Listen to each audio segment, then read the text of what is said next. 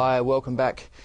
Well, for me, I think one of the worst places that I have to be sometimes is a shopping mall. Terrible, soulless places, but one thing they've got is people. So the challenge is, Daniel Blyden, how to bring a soul into a shopping mall. You had a go at it in Birmingham, UK, didn't you? Yeah, that's right. A friend of mine had a shop that he was set up in a shopping mall where there was empty spaces. Yeah.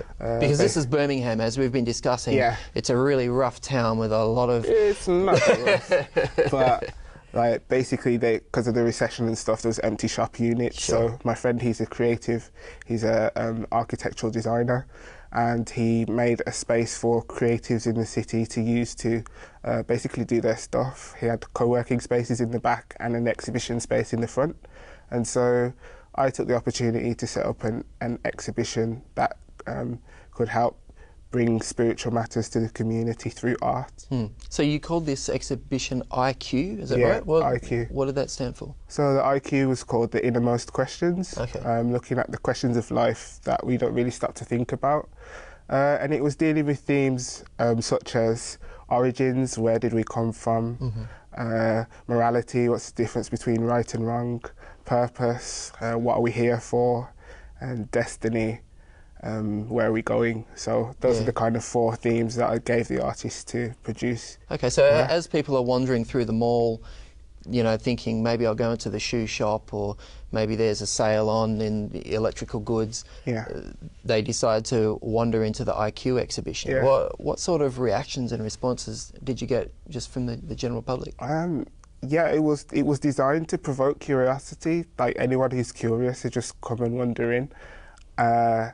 And I think what was most engaging for them was the pieces of artwork that they could actually participate in. Oh, yeah. So there were certain pieces that had moral dilemmas and things like that.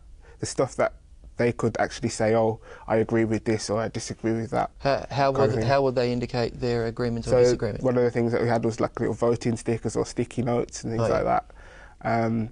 Yeah, that's the main ways that they contributed, and then by the end we had a kind of a plethora of different people's opinions just dotted around. So then you've got this sort of wall of post-it notes with people's opinions and sticky dots and stuff. Yeah. So someone comes in who maybe isn't so enthused about the topic until they start reading the sticky notes, and then they want to put one on too.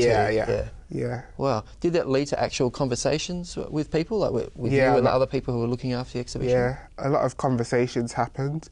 There was different conversations with different people from different backgrounds. So, for example, there were people who were atheists coming in, and they really engaged with the stuff that was around what's right and wrong, moral dilemmas.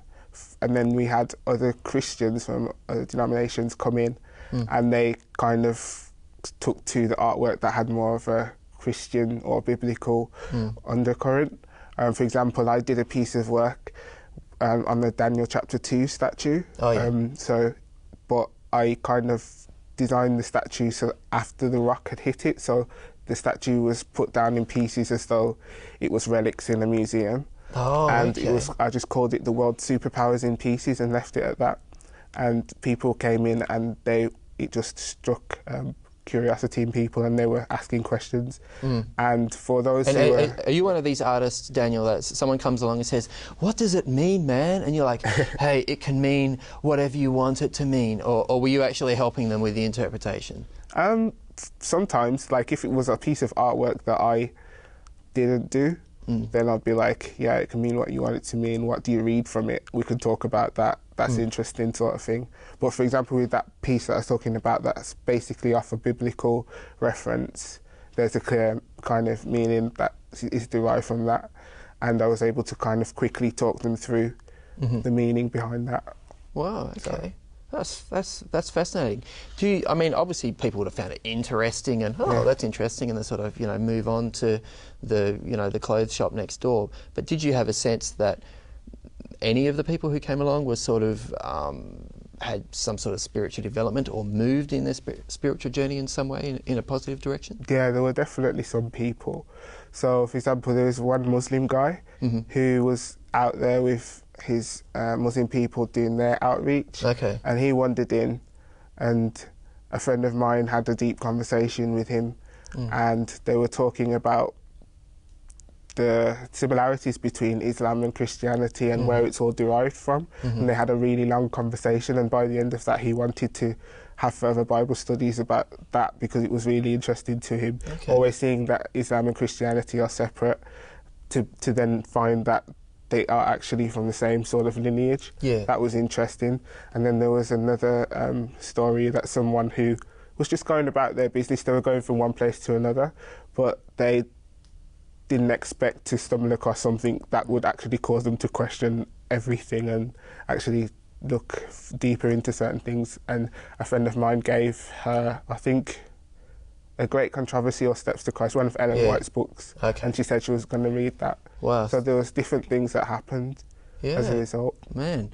So, I mean, I guess you've come to Australia, you've been doing workshops here at the Manifest Arts Festival, talking about using creativity for ministry. What sort of tips are you giving, people in the workshops you've been taking? Well, the whole thing about the IQ was to create an experience rather than an event. And a lot of the time when we think about evangelism, we want to kind of like push our opinions on people all the time and sort of leave it with them, but we don't often create spaces where we can be on a level playing field and actually have an exchange, an honest exchange with them. We just want, hey, come in, sit in the hall, shut up, because I've got some Bible truth to tell you, but it's not a two-way conversation. And the whole thing about it was that we relied on people's curiosity, so there was nothing like, this is what you should know. It was like they wandered in and then they asked the questions, and then we started to guide them in or share what we know. And so it was a different approach, and I think people really appreciated the fact that they actually discovered something themselves that had a profound effect on the impact of what it actually was. So that was one thing that I kind of brought across in the workshop. And also that we set ourselves up as kind of co-inquirers on the spiritual discovery as opposed to preachers. So that was... So we're not necessarily experts. We're all on a journey. We can journey together for a while and learn from one another. Wow, that's incredible. Any plans for the future to do similar things, or? Yeah. There's from that there's been a few opportunities arise. So we're looking at doing something potentially in London in July. Oh, great.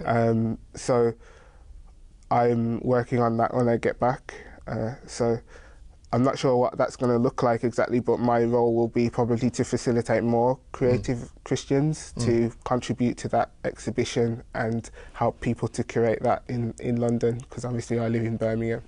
And work from there. Wow. Well, hey, all the best with that. But thanks for sharing your story and your ministry with us. Thank you. We'll be back straight after the break.